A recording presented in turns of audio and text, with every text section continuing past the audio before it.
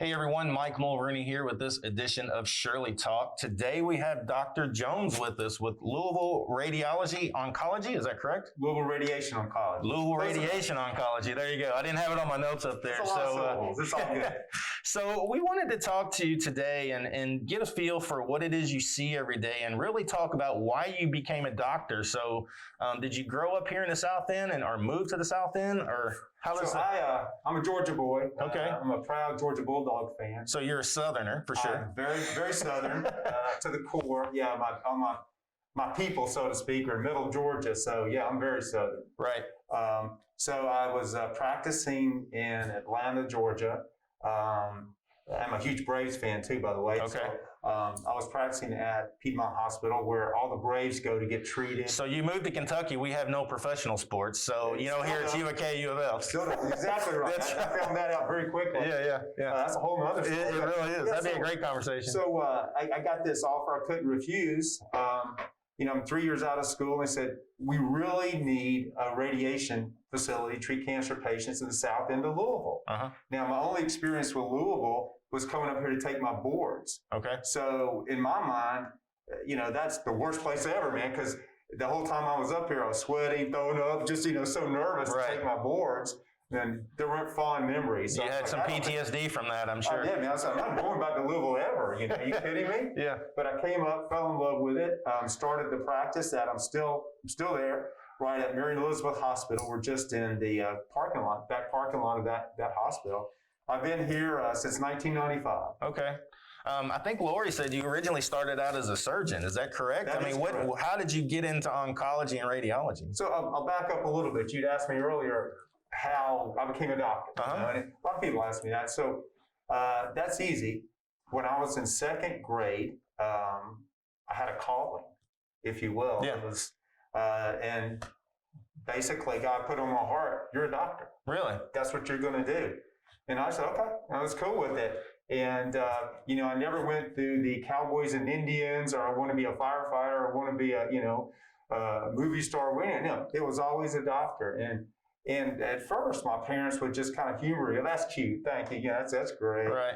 But I never changed it. And so I never have. Yeah. And so that's that. And what age was that? Up to second grade. No, so I was 7 years old. Second, okay. Because I have younger kids, and it's interesting to watch them develop and I always try to watch what their focus might start turning to. So it's interesting. 7, that's amazing. That's just one of those things. Why? Did you see something on TV that, now you got Grey's Anatomy and ER and all those? No. It wasn't anything like that. It was just like a calling. Like God's calling, yeah. And okay. just put it on my heart. You're a doctor. And wow. He's never changed it. Yeah. He could change it tomorrow, but for today, that's what he has me doing. So you went through medical school, and you started in Augusta. Okay, and you started to be as a surgeon. Went into surgical oncology. So I was going to be a surgeon and specialize in oncology. And why oncology? Like you, I lost my mother to cancer. Okay. I was 13 years old. She died of pancreatic cancer. Wow, that's we got a pancreatic cancer. Kelly lost her mom to that. So I lived through that for 9 horrible months. 13 years old. Yeah, excruciating pain, and I was the only child, so it was absolutely devastating for me and my dad. My dad was he's a man's man. Yeah. I was in the military. Tough it out. Pharmacist. He's a brilliant guy, and he literally kind of fell apart. Yeah, I bet. And then so I was kind of out there on my own a little bit, so I really kind of lost a lot of my childhood when all of that happened. So that obviously pushed me into oncology. So I was going to treat cancer patients from an early age. And then I got into surgery, and I was in a residency in Atlanta, and I met with this guy named Dr. Letton. Now, he was past president of the American Cancer Society. He's one of these silver-haired gentlemen, just well-respected. Everybody that saw him just had a presence about him. Right. We just kind of stepped aside a little bit like royalty was coming through. He and I ended up on call together at the same time in a call room. And here's this renowned, world-famous surgeon and this, intern. Right. And yet, despite his, position, he took this interest in me and started asking me all these questions. What do you like to do? Da, da, da, da. And we just taught him, I just opened up, told him about my mom. And eventually, he just looked at me and said, you like math? I said, yeah, I went to Georgia Tech for a year. I love, bioengineering and that kind of things. He said, you're in the wrong field. I'm like, what do you say? He said, you don't need to be a surgeon. You need to be a radiation oncologist. That's perfect for you. And it just kind of, I was like, somebody like that tells you something, you listen. So it just kind of percolated in my brain for a while. Right. And then after a while, as I got into it, I realized he was right, So I applied for several programs, and I went up to Rutgers, where I did my specialty training, and then ended up back in Atlanta. But that's the story of how I transitioned from surgery to radiation. That's an amazing story. So all these different schools and things you went to, I mean, it's college isn't cheap. So it's amazing that you made it through that, especially after your mom passed. I can't wrap my head around that journey to get you here. That's pretty cool. Well, I can tell you, talking about expense, it is expensive. So I worked my whole way through college. I went to Berry College, which I don't know if you're familiar with Berry College. I've never heard of that one. It's very similar to Berea here in Kentucky. Right. In other words, it was established in North Georgia as a place where underprivileged Appalachian kids could go to school. Because they would just they would just farm, and that's all they would do. They wouldn't get an education. Martha Berry started this college. It's very similar in scope to Berea. Okay. So that's where I went to school. I worked the whole time I was there and got my degree, and then I went to medical school and I worked in medical school. I was a phlebotomist, and then I was a specialist in chemistry. So I was doing the laboratory studies. So I'd be on call, and then I'd be down in the lab running blood samples, and I had to go see a patient, come back down, finish my samples. You do what you have to do. Well, you definitely got it the old-fashioned way, obviously. So you see a lot of doctors, and you always kind of wonder how they ended up being a doctor and what their journey was. So, right. So you're a doctor now, and you're doing oncology. And how do you keep up with the latest treatments? So there's all kinds of things out there, and you hear people going to MD Anderson and places out of state. Right.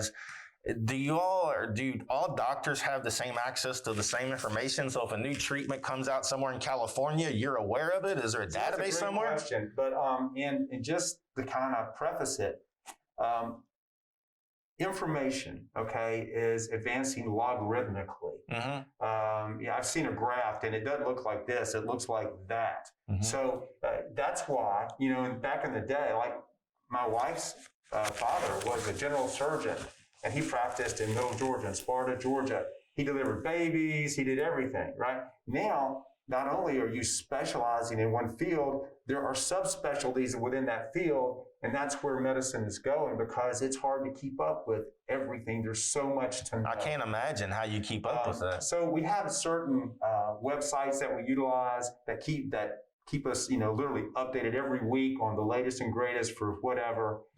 So we get our journals, but even when we get our journals, they're usually 6 months behind, and 3 drugs have come out since the latest paper. So Mm-hmm. it is very difficult. But what we do, most initial treatments for cancer are fairly standard. In other words, if you go here, you go to MD Anderson, you go to Sloan Kettering in New York, the initial treatment is going to be pretty typical. The same stuff. And we can offer that. And you're gonna meet Dr. Agwan next week. Right. He's a medical oncologist. He does the chemotherapy. I do the radiation therapy. We work hand in hand. We have to, and with the surgeons as well. So it's a team approach. And we participate in multidisciplinary tumor conferences. And we all put our heads together, because I'm having trouble keeping up just in my field. So how am I supposed to know what's the latest in surgery, the latest in chemotherapy drugs? Yeah. So we literally put all of our heads together. We do that, every couple of weeks is what the standard is, what we were doing. And we talk about each individual case. And then if it gets to a point where we tried plan A, so to speak, and plan B, first line, second line therapies, we're certainly not averse, and we've sent patients to referral centers, Right. like MD Anderson or Cleveland Clinic, Yeah. or Mayo Clinic. That's the one I hear the most is MD Anderson.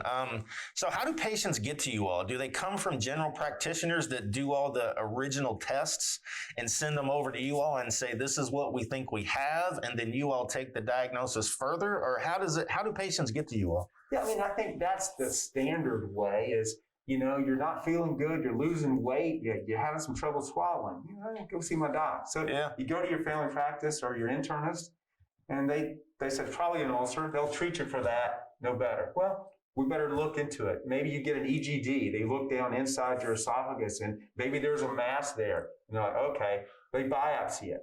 And so now there's a cancer diagnosis.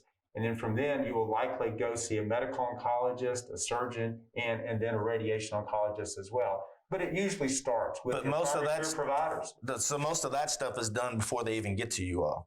A lot of times. You hear people saying, I went to the doctor and I've been going for 6 months and all of a sudden I'm stage 4. Is there obviously if there was, people would take these tests, but is there anything coming out or anything available that people could take a test and say, we're seeing something abnormal? You know what I mean? It seems like we have a lot of patients come in here that are, I went through tests and all of a sudden I'm stage 4. Right. How do we get to that point? So here's the key. This is Louisville, Kentucky. Louisville, Kentucky, if you were to put one of those little pins, like on a map for, the tobacco-related illness in the country, you'd stick it right through my roof. Oh, yeah. Okay? In Louisville, Kentucky. Yeah. Because we grow tobacco, we manufacture and process tobacco, and we sure as heck use tobacco. Okay? Yeah. In the form of either smokeless tobacco, cigarettes, cigars, you name it. We're the peak of that. And I see so much tobacco-related illness here, as opposed to when I was in Atlanta practicing, it was basically breast cancer and prostate cancer. But here, no. And people don't really understand how much cancer is related to tobacco use. Right. Lung cancer is obvious. Maybe mouth or throat cancer is obvious, but you don't think about the marked increase in rectal cancer and colorectal cancer. Is that caused by smoking too? Associated with smoking. So many things. If you look, the incidence is so much higher because we don't know what's in cigarettes. I mean, there are chemicals and combination of chemicals that are carcinogenic, and we don't know how long they stay in our system. We know it's a long time because I just saw a patient who stopped smoking 20 years ago. Now he's got a lung cancer directly related to smoking. So the incidence, it's never too late to stop. That's, one thing. But you still have much higher risk if you've smoked a long time. Yeah. So getting back to your question, how do you pick this stuff up before you're stage 4 and it's incurable? It concerns me big time. When after mom died, watching her, I've got an ache and pain. I'm like, oh my God, it's cancer. And I'll go to my doctor and he'll say, you're not losing any weight. You're probably okay. So. Yeah. So the deal is, if you are a smoker or have been a smoker, heavy smoker in the past, you need to undergo screening. So that's the key. Once a year or? Screening, yes. We have a program and it's free. I mean, the state of Kentucky will support you in getting screening activities, because if you want to look at it from, a financial standpoint, it's much cheaper to get a CAT scan on somebody than it is to treat them for stage 4 lung cancer. Right. I'd love to have that link and post it and let people know that Absolutely. What you said, that stuff's free. That would be amazing. Screening is available. You can get it through our office. Heck, I had some body work done at a body shop around the corner from right over just off of Churchman, and the guy's mom, who's worked there, it's a family or business, he was like, well, my mom's a big smoker. And I said, you need to get a lung screening. She goes, I don't ever go to the doctor. I said, you need a lung screening. So now every year she comes in, we order a lung screening. Yeah. But it's important. It's very important. And you can pick up a lot. Blood work, just routine blood work. And these are things your family physician. A family doctor, okay. You don't need an expert or a specialist. If your blood work is abnormal, if you're losing weight, that's a. I don't have that problem, but no, yeah. I don't either. But if that's something that you're not trying to, go check it out. So that goes back to, most people need an annual physical, because you get an annual physical, they're probably taking the blood work and testing for basic stuff. And is that right? It's like colonoscopies that need to be done. Yeah. At a certain age? Yes. Okay. If you're 50 years old and you've never had a colonoscopy, you need one. Absolutely. And so those are things. Look, you take care of your car, you change your oil. Well, your body is a machine as well, and it needs to be taken care of. And preventive maintenance is key. Yeah. So lung cancer screening, colorectal examinations, those type of things. And it's a little, uncomfortable, but it's really nothing. It's really easy. I've had the colonoscopy, and to me, the worst part is not eating the day before. That's the worst part about it. You know, the actual procedure, you go and you take a nice little nap and you're done. Oh, listen, the anesthesia they use right now, it's so great because it's the Michael Jackson drug. So, Yeah. I mean, they give you that stuff, propofol, and then, you wake up and it's like, man, Yeah. it's like the best sleep you've ever had. I feel like I'm ready to go conquer the world. I had mine, and I'm head down. I'm laying there talking to the nurses, and we're having a good conversation. And next thing I know, I'm laying in a room by myself. Yeah, so I don't even know what I if you said. haven't had your colonoscopy, get it, because it can save your life. So you talked about smoking. I grew up in a smoking household as a kid, and secondhand smoke. I've read where that's worse than actual smoking. Is that right or wrong? Or That is so wrong. okay, So completely wrong. Okay. It's really not. They've done studies. but it's not good for you. It is not good for you, but it is not as bad as smoking, Okay. because it's not just the smoke; it's the temperature. You don't realize how hot that smoke coming out of the cigarette is that's going down your throat, and people think that maybe the thermal effects are carcinogenic, Okay. particularly in the larynx and the voice box. So it's not always just the chemicals. It could be the heat coming. The heat. temperature, I've absolutely. never heard that before. Yeah, so smoking directly, and the second leading cause would be radon, and that's another issue. Radon gas. I've Radon heard. gas. Yeah. If you have an older home and you've got a basement, and you've never checked it for radon, you need to check it. It's an easy test. Okay, you can get a test, and if there is it's easy to abate. You just vent it out of there. But that's another cause, and it's one of those things where I don't sleep in my basement, but if you're in that house, it can seep up. Most of the houses, especially out here in Southwest Jefferson County, was built in the 50s and 60s. That's and I right. can guarantee you most of them didn't put plastic down before they poured the house, the basement, or put the crawl space in. So That's right. that's a huge problem. I mean, we really need to get the word. I've heard about that, but I didn't know it was that big of an issue. Second leading cause, yeah. So it looks like smoking is a lot of people that come in that have cancer that you see. Do people argue? I mean, if you talk to a diehard smoker, smoking doesn't cause cancer. Do they really argue with you much or disagree with you, or they just know it is and they can't quit? If you're arguing with a hardcore pizza eater and he swears that pizza didn't make him fat. Yeah, that's true. I get it. And that beer had nothing to do with it, but I ain't buying it, right? Yeah. So that's just not the fact. I mean, it is what it is. I was just wondering because I know a few smokers that claims everybody's picking on smokers. Everybody's claiming smokers do this, smokers do that, but it's saving your life if you quit or could.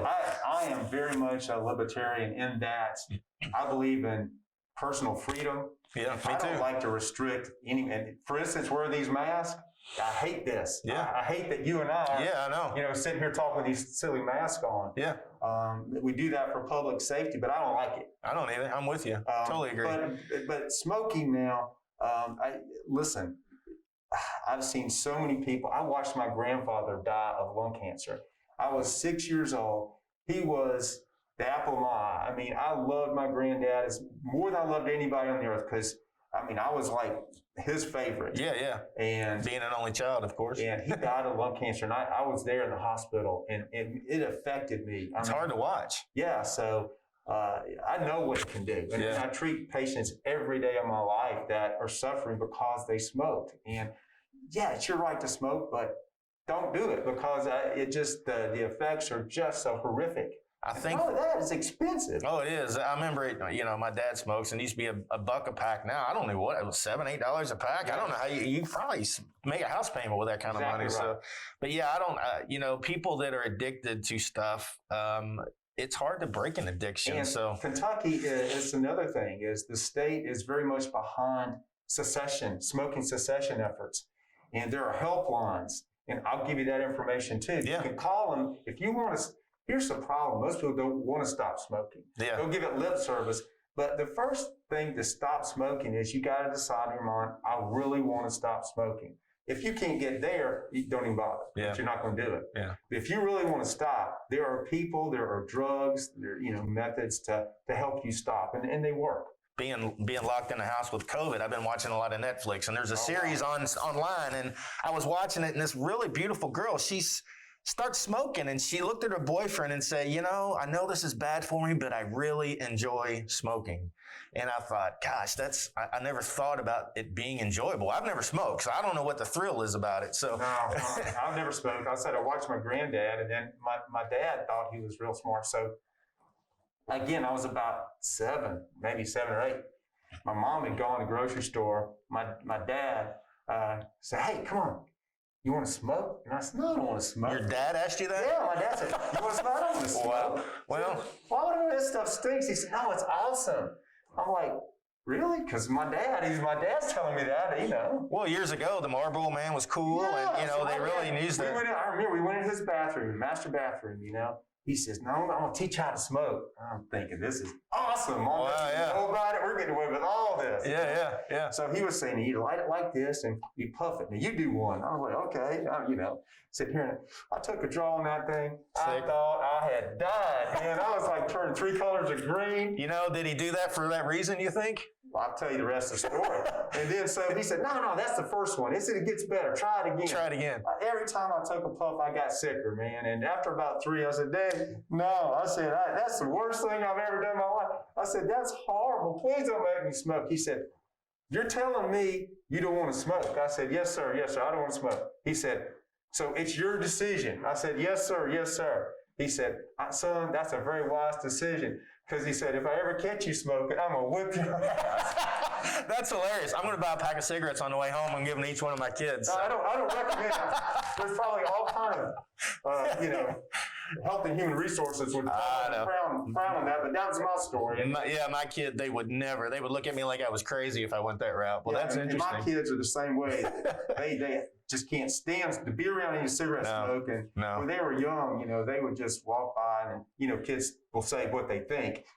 That guy smells like smoke. He stinks. It's just like, I grew up with it, and I never really thought about it until I moved out that I smelled like a cigarette when I was walking to school. You know, I mean, it never crossed my mind until I moved out of the house and realized, man, I feel much better too that I'm not around that all the time. So, exactly right. So, I've heard other people say this, and a doctor told me this. He said, cancer on south of 65 or southwest of 65 is higher rates than it is in other parts. Do you have any knowledge to that, or do you think that's true? I mean, we got a lot of chemical plants out here, knock out smoking and radon and things like that. Multifactorial. I think that habits. We know that diet plays an important role into cancer. So if you eat high-fat diets associated with a higher incidence of colorectal cancer, we know that. A higher incidence of cigarette smoking as opposed to maybe less in the East End where the smoking incidence is less. Well, it's going to, statistics will bear that out. And then we have Rubber Town, and we have, chemical production, and we have a higher incidence of radon. So all of those things, I think, make that true. That's probably a true statement. Yeah, I didn't know if you knew of any statistics on that because that's been told to me a couple times, and obviously I don't have the knowledge to prove that. But they actually, I was in a City of Louisville presentation, and that's where I saw it. Now that I think about it, they were talking about health and welfare of the city, and they had a map, and it showed this side of 65 had such higher rates of that stuff. But, people out here, they're always on the move, always on the go. And, they're probably not making the wisest choices of foods. It's easier to pull in to a fast food and grab something than is to fix something a little healthier. They're not, what we talked about earlier, they're not getting their screenings.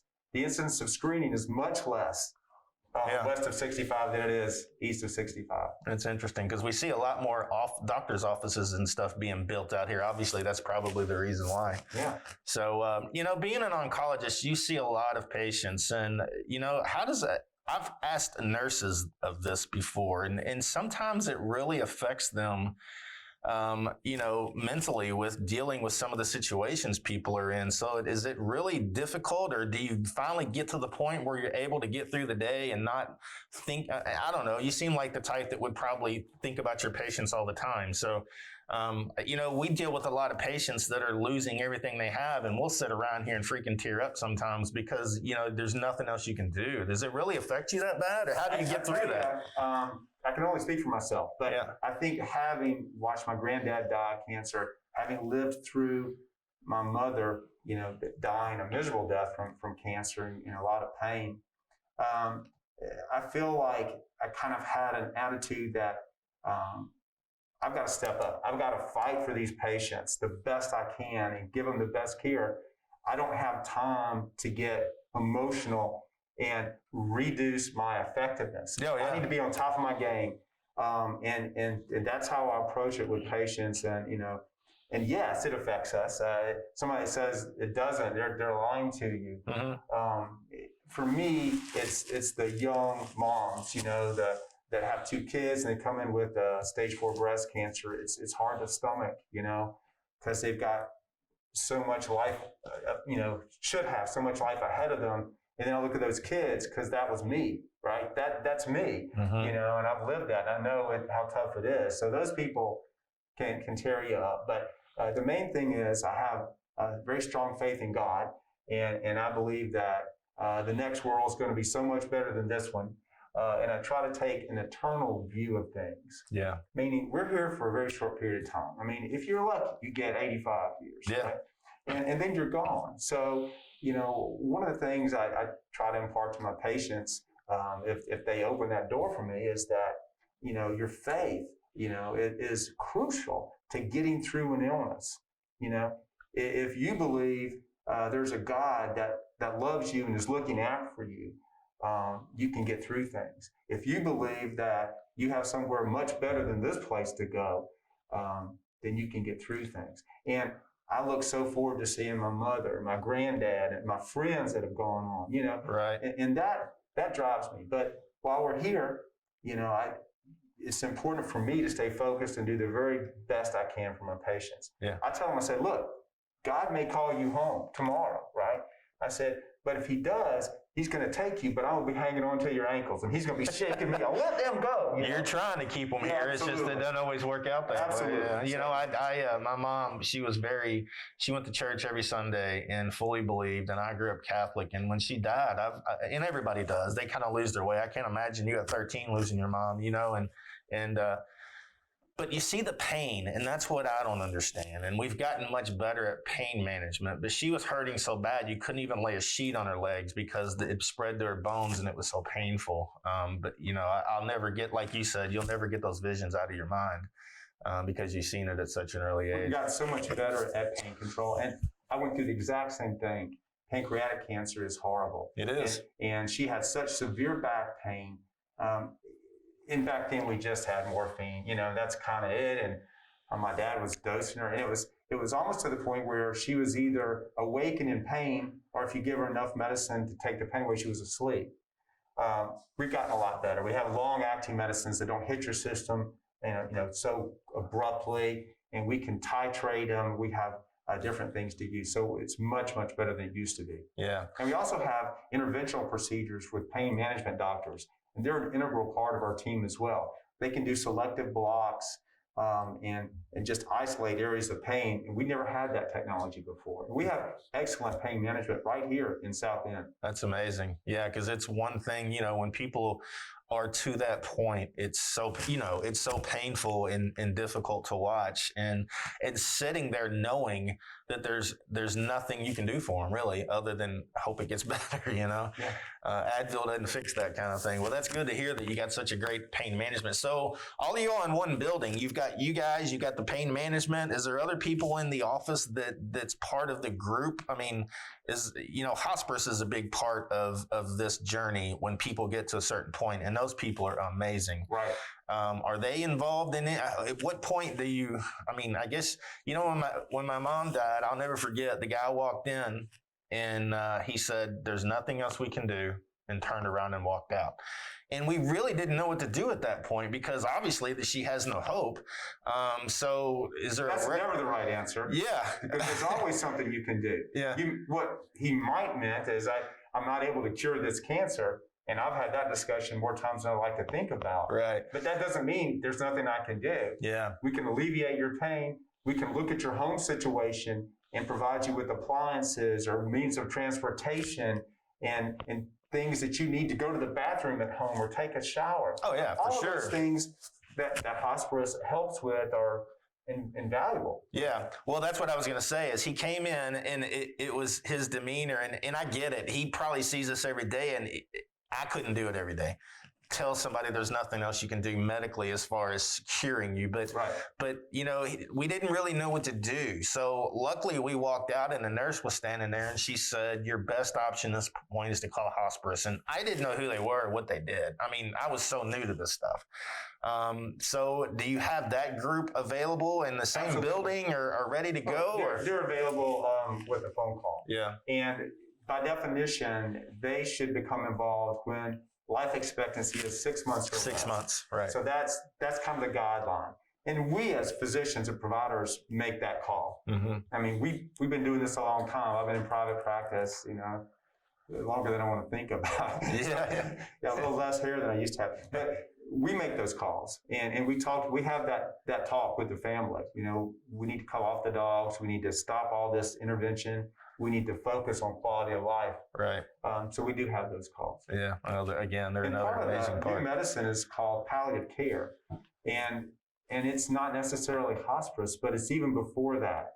It's getting these physicians involved early to talk about some of the things I mentioned earlier, but just like life situations. Right. And it's important to get social workers involved and maybe nutritionists involved. And all these people are an integral part of cancer care. Now, Mary and Elizabeth, as you know, is now part of the University of Louisville Health Network. Right. And they will be making those things available to our patients. So that's going to be coming more and more to the South End where it hasn't in the past. So I look forward to that. That's good. That's good. Well, it's been amazing to talk to you. I tell you, is if you had anything to say that makes you all stand out amongst the other places, I mean, is there anything at all that you all are doing special wise that might have somebody want to come to your practice and be treated? Or Well, here's the deal. As you mentioned, there's no shortage of cancer in our community. yeah. I've been here since 1995. Chef Raghavan and those medical and doctor, Chef and Raghavan, those guys have been there longer than I have. And Dr. Khan is there. And we can provide excellent service. I mean, everybody are specially trained and we are in this community and we're here. We're here for the long haul. And we're able to provide all the services that are necessary. And we're going to do so with more personal service. We're not as busy and overwhelmed as many of the practices in East Louisville or even in downtown. And so you don't have to drive. You don't have to face traffic. You don't have to go all the way to Suburban Hospital to have excellent cancer care. That's amazing. And we're more than willing to do it. Okay. Well, Dr. Jones, it's been a pleasure talking to you today, and I've learned a lot, and hopefully the people that will watch this will pick up on something because you covered a lot of things that I wasn't aware of. Yeah. But thank you so much for coming in today. We'll do it again sometime. Yeah, absolutely. Thank you. Elbows. There you go. Safety first. Okay. Thanks. No, thank you.